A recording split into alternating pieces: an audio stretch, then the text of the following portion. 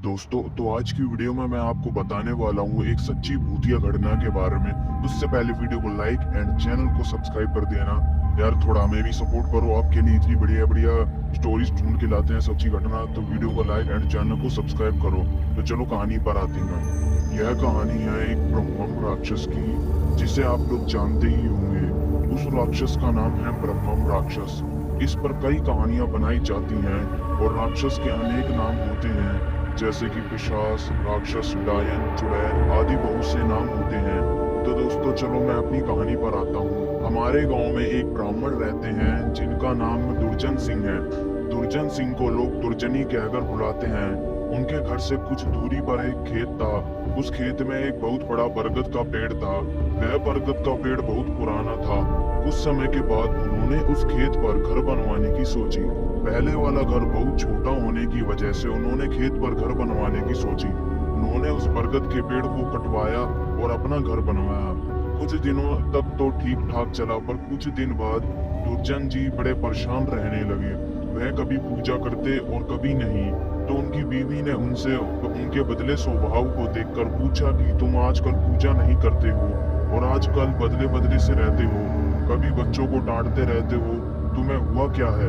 दुर्जन जी के चेहरे पर मुस्कान आई और वह कहने लगे, मेरे घर को तोड़कर अपना घर तो बनवा दिया, और इसे क्या पूजा करने के लिए कह रही हो? मैं ही तो भगवान हूँ, इसे पूजा करने की कोई जरूरत नहीं है। वो कभी दांत मीचते, कभी बड़े प्यार से बोलते, कभी आंख लाल होती तो कभी सही हो जाते। उनकी बीवी को शक हो गया कि जरूर किसी का साया है, और वे बातें ऐसे नहीं करते जैसे कि उनके अंदर से दो लोग बोल रहे हो। तब उनकी बीवी ने उनको बिठाकर हनुमान चालीसा पढ़ने लगी। वो सोच रही थी अगर कोई होगा तो भाग जाएगा, पर दुर्जन जी पर उसका कोई असर नहीं पड़ा। वह एक टक लगाए देखे जा रहे थे। उनकी बीवी काफी मंत्र और गायत्री मंत्र पढ़ी। तभी दुर्जन जी की आंखें लाल हुई और कहने लगे कि मैं किसी से नहीं डरने वाला नहीं हूँ, और तू क्या समझ रही है, मैं इसे ऐसे नहीं छोड़ने वाला हूँ।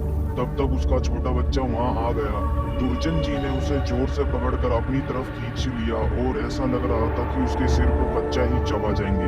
उसकी मम्मी बोली कि बच्चे को छोड़ दो, इसने क्या तुम्हारा बिगाड़ा है? दुर्जन जी की पत्नी ने अपने बच्चे को अपनी तरफ खींच लिया। उसने फिर पूछा, तुम कौन हो और मेरे पति के अंदर क्यों आए हो?